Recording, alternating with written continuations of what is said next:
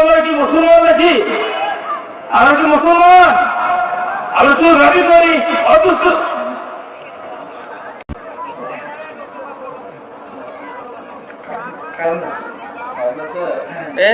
কারণ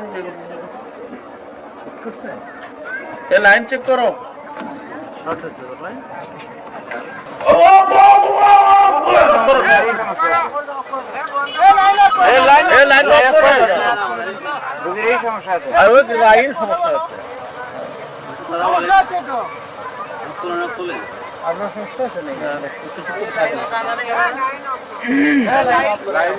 লাইন করে পড়ো।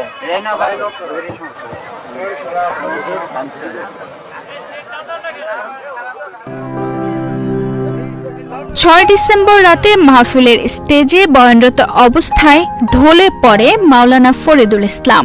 স্থানীয়রা তাকে দ্রুত উদ্ধার করে প্রথমে স্থানীয় হাসপাতালে এবং পরে রংপুরের একটি বেসরকারি হাসপাতালে ভর্তি করেন। 8 ডিসেম্বর সোমবার চিকিৎসাধীন অবস্থায় মারা যান তিনি। স্থানীয়রা ও পরিবার শোকাহত।